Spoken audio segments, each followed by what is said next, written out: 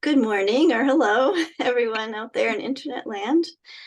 This is Hypnotica with Chantelle and Melissa, and today we are talking about how to bring more flexibility and creativity into our relationships.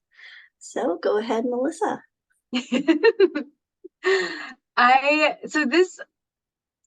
This topic for this episode just downloaded into my brain this morning and got really, really loud. Because at first I was like, okay, I hear that, but how do we approach this subject? So we're gonna wing it.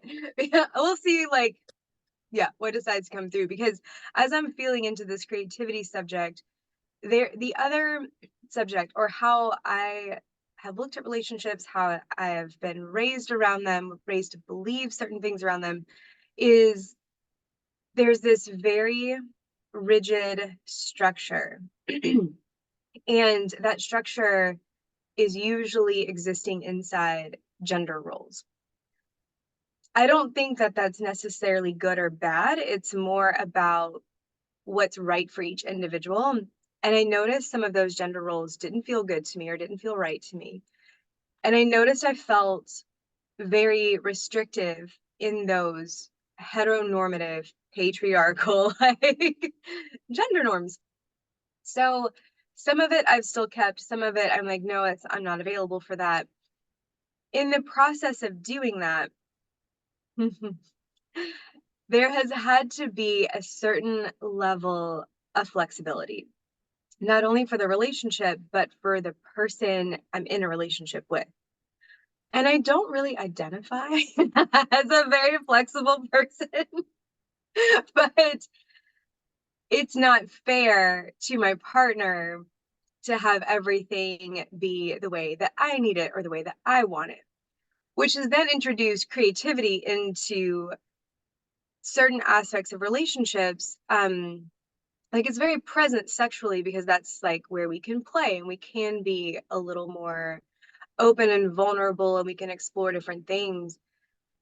But looking at flexibility and creativity in terms of love and how we love someone and how we want to be loved, sometimes it gets really messy, like finger painting. It's just going to be a mess. And sometimes that mess is fun. And sometimes it's really fun. And sometimes we don't know what we're doing. We just have all the fingers are messy and it's all over the paper and they're doing the same thing. And it's like, how do we navigate this? How do we create an image from this? So sometimes things too can look like a very sharp, clear photograph, like when we're on the same page, when things are going super well. It's either a painting that's photorealism or we're looking at a photograph and it's sharp. Sometimes it's a blurry photograph where you're like, okay, I can kind of make out what that subject is, but I don't, the lines, the boundaries aren't super clear. In those moments, we can decide and choose what it is we want to create, what it is we want to see.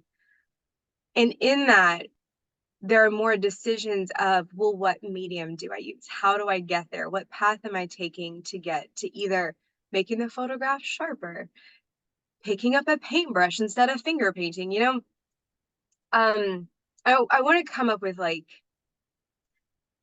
actual examples instead of like Metaphors are good, though. Metaphors are really good because everyone can sort of fit their specific circumstances into your metaphor. that is true. Yes. I feel like the metaphor is, it's like, okay, I'm seeing all this, but then I'm like, how do we make it a little more tangible?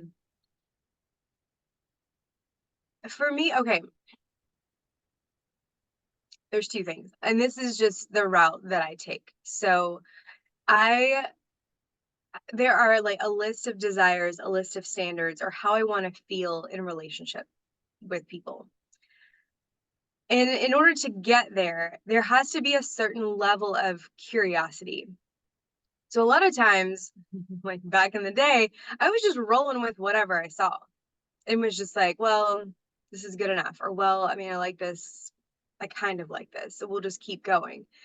But now I'm like, no, I need these things to function well in a relationship. That does not mean the other person is obligated to meet those things, If they cannot, then I have to reevaluate the relationship.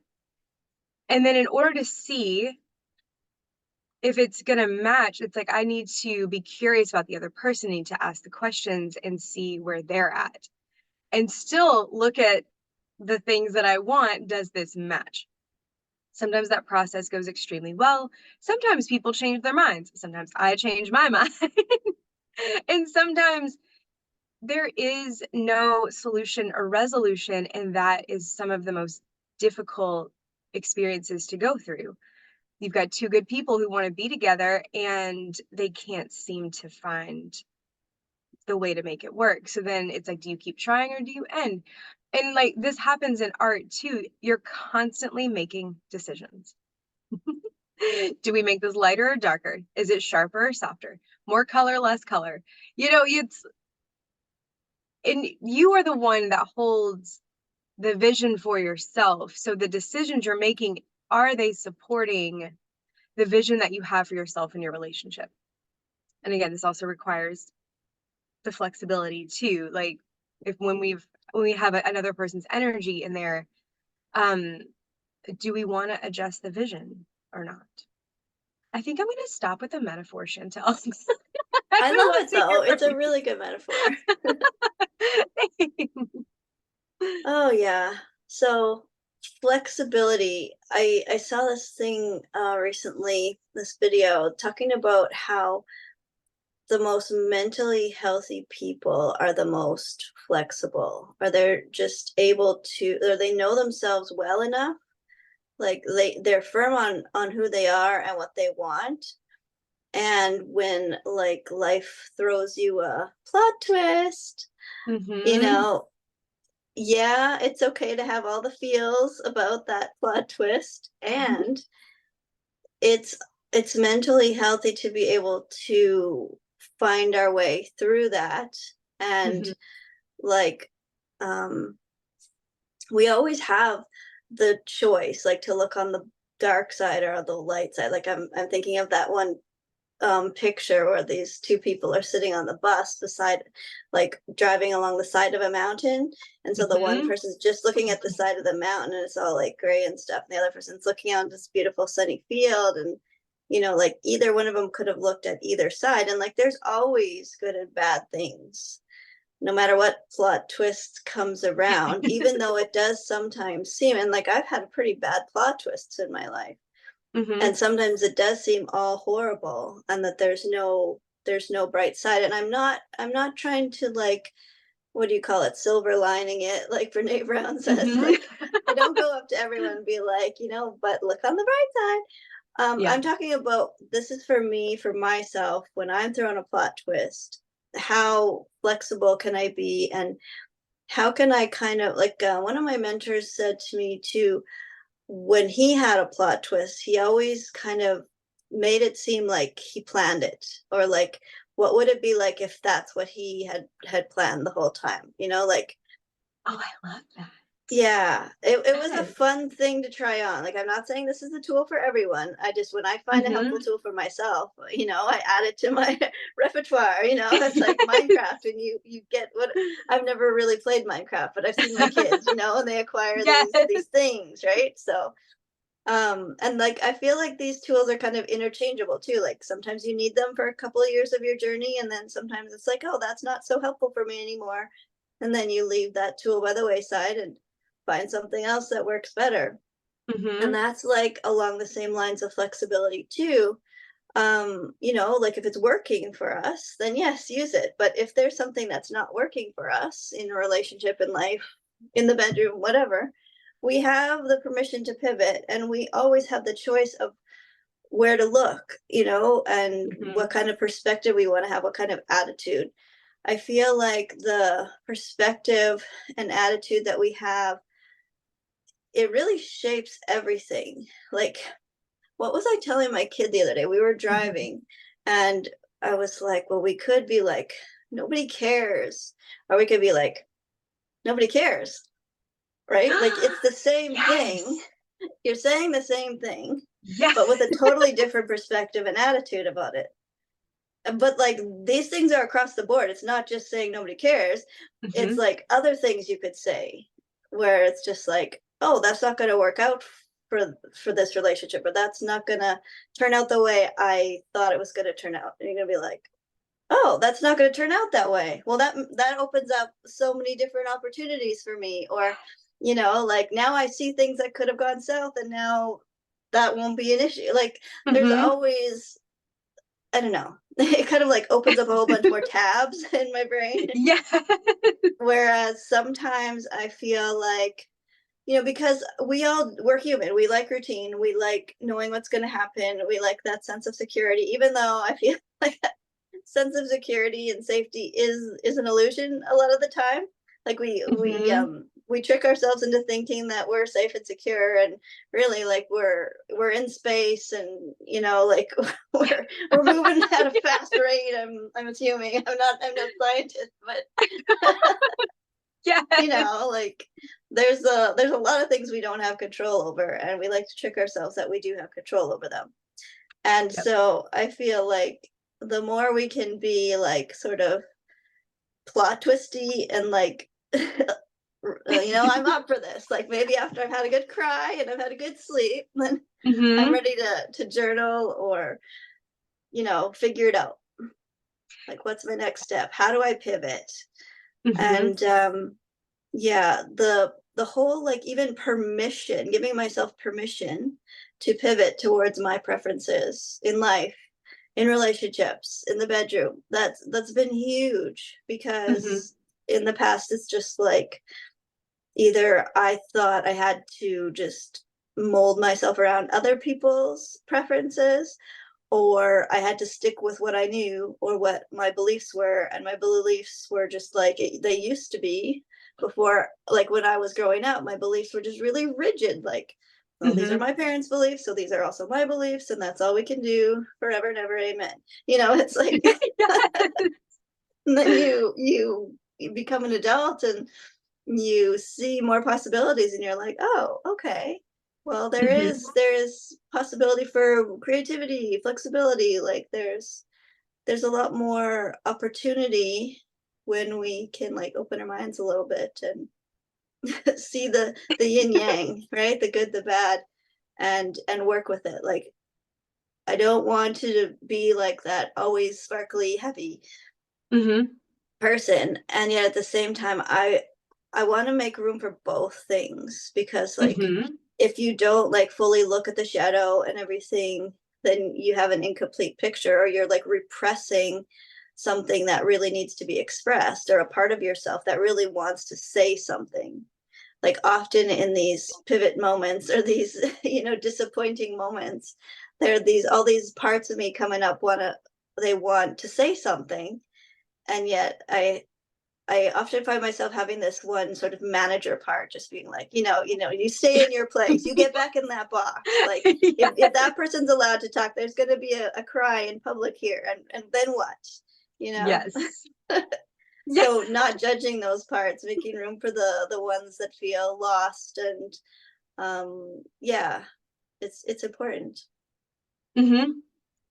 I love what you were saying about like the shadow side of things and embracing more of our darkness. I just had this conversation with someone the other day that it's my belief that people who are aware of their darkness and have integrated it or working to integrate it are some of the most attractive people. And it feels really safe to be with them because if they can do that for themselves, then they are generally capable of holding space for someone else's shadows, for someone else's darkness. And then it made me think I have this image. I don't know if I've shared this on the podcast before. I talk about it on the Instagrams, but I work part-time as an art model. And when they are, when the artists are creating the image that they're seeing of my body, they start with the shadows, they start with the darkness. And so I have this painting where the practice was they were strictly using black paint. And I don't even think they used anything white. They used the black paint to highlight the shape of my body. So it looks like a black and white painting, basically. But there is no other white paint. It's just they created the light from the dark. It's a very stark image, but it's beautiful. And we can't have the image. If it was all light, you wouldn't see my form, you know? So it's like the more, and it's scary. I'm not saying it's the easiest thing to look at ourselves. And look at the parts of ourselves that maybe we don't like, that maybe are not super socially acceptable, the darker thoughts and feelings we have. But the more we love and accept that we have them, I feel like the calmer we feel and the more safety we feel inside of ourselves. And then we attract other people who are doing the same exact thing, right? Like they see that, they find us attractive, we find them attractive. Because yeah, like you were saying too, like not wanting to be like constantly silver lining everything. Y'all, that drives me fucking crazy, crazy. When I'm sharing with someone that I am feeling a negative emotion and it's someone that I love and trust, and they're like, okay, well, I'm sorry you're feeling that way, but I hope your day is great. Okay. It makes me so mad. So mad.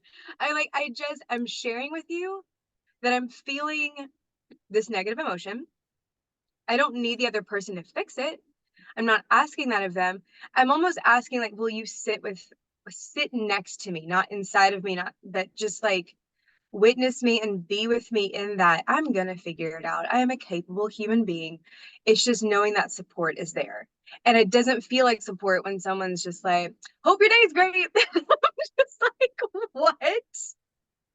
So, yes, this happened recently, so I'm still really fiery about it.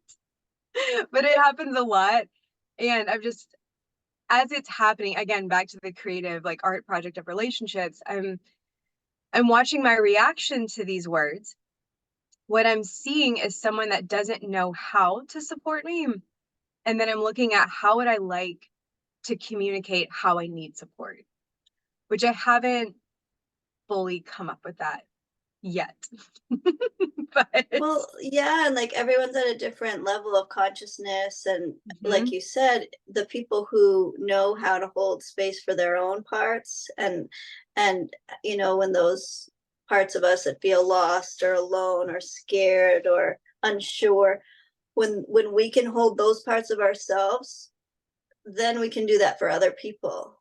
But we do have to realize that not a whole lot of people have learned how to do that yet. Like, mhm, just because we can do that for people now because we're doing it for ourselves, like, and it's not like, oh, we've done it, okay, yay, that, check that off the list, I'm great for the rest of yeah, my life. No, it's a constant process throughout mhm, life of doing that. yes, Yeah, some other things came up too for me when you were talking about that. When I love the analogy of like the art and the painting the dark first and the mhm, shadows and stuff, and it's just like you don't have a full picture if you don't see the shadow and hold space for the shadow and all that. And I've been really getting more clear lately on what is my no and what is mhm, my yes. And sometimes like I have to focus, and it's not like one or the other is dark or light, but yeah, sometimes like when I just really focus on one, then the other one becomes clear. If I'm mhm, not able to make one of those things clear. mhm, And it used to be that I was just focused so much on boundaries, boundaries, boundaries, and then I didn't know what I actually wanted. And yep, so often in therapy sessions too, people come to me and they're like, this is the problem. But then it's like, well, what do you want? Oh, I have no idea. Right. Like, mhm, and I'm the same way a lot of the time. And it's just like, well, what would happen if we just did like, what do we want? And then we can, and that will fill in the other part. Like it's like mhm, taking turns of the light and the dark, or the, yeah, I don't know. That's what came up when you were telling that story. And also the what we resist persists. mhm, So it's like when we are always like suppressing the shadow and not allowing those parts to like express emotion or like yep, say what they want to say, like often, like even just like when you tune into your heart, like sometimes like I cry and cry and cry. It's just like mhm, because it just hasn't been heard for so long, and it's just like so relieved to have a voice, or like I know you and I write a lot. It's just like when we just could just pour it all out on the page, and like then it's there, then it's been expressed, and there's such a relief in that. Mm-hmm. Yeah, I just really love it. And that thing about holding space too, just getting back to that, like when you're telling someone, I feel like I haven't fully, I don't feel like I'm there yet. And like Mm-hmm. I'm quite neurodivergent. And I find that people who are neurodivergent, when they are hearing someone else's pain, not only do they react the way that they would react for their own parts, Mm-hmm. but I find neurodivergent people often say, like, I know how you feel because I felt such and such, Mm-hmm. and I, it's not that, well, maybe it is the perfectionist part of me coming out. And it's just like, I really want to be able to be that person who responds properly, each Mm-hmm. time. But like, that's the part of me that pipes up first, like inside, even if I don't voice it. Like if you were here telling me like I am going through this horrible thing right now, the first voice that pops up in my head is just like, oh, I've had a hard thing too. And like I Mm-hmm. know that's not the way to do it, like at all. But yeah, just perfect transparency. That's sometimes what comes up, and it's not necessarily the sparkly one. Like it's usually not the one saying, oh, have a good day. Right. um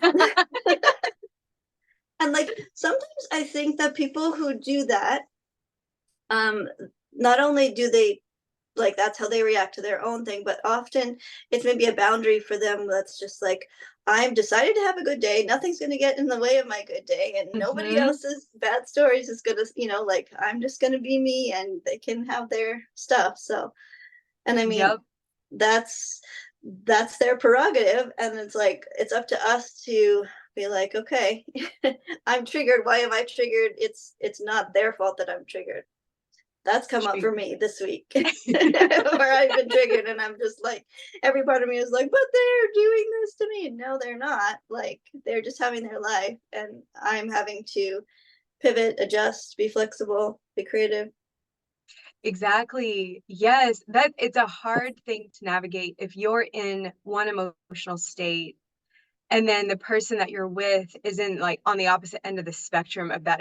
It's like, because yeah, I don't want to drag anyone down or engage in toxic positivity if someone else is down. It's just like, and no one's responsible for any, like, we're responsible for ourselves, obviously, but it's looking at how do we support each other if we if we're on two ends of a spectrum.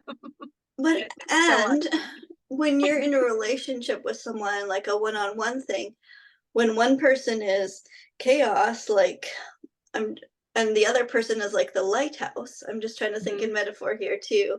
So like there's a storm, right? Hmm. And then one person could just be the lighthouse and be just like, let me hold you through this, like I'm here, I care about you, I care that you're storming, I'm still the lighthouse. Like Yeah. how nice is that? And it doesn't matter which gender it is. Like I feel like Hmm. it's so nice to be able to take turns and not have both of us be the storm at the same time. Like that is so challenging when there's no Yes. lighthouse and there's just storm everywhere. Yes. Like Oh taking my turns is so God. much easier. It is. And Yes. it's tiresome to always be the lighthouse, and it's tiresome Hmm. to always be the storm. Like, Yes. yeah. Yep. It's true. Is there anything else you want to add? Hmm.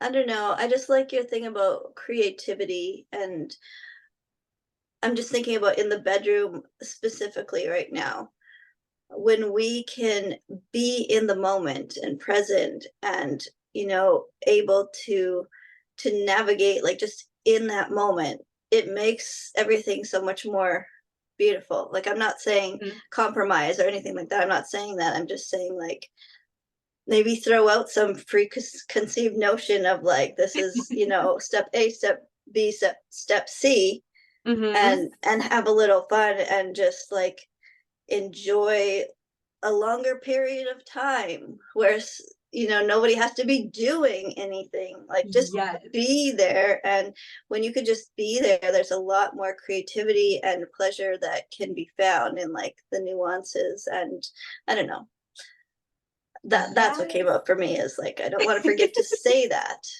And like Hmm.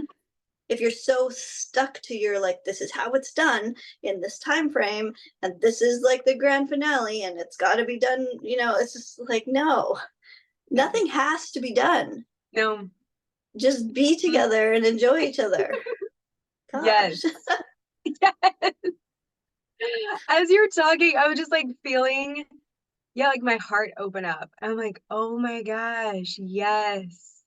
Because it's one thing to know the thing, but it's a whole other thing to actually experience the thing and like be present and be like, yeah, it doesn't have to follow a script. And what would it be like if you did follow your heart, if you did follow your instinct in that moment?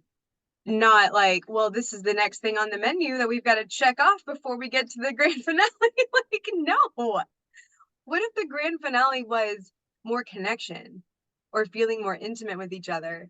Or like a Or nice massage. Who doesn't like a yes, nice please. Oh my massage? God. Yes. I need that to be Gosh. the start and the finish. Yes. Yeah.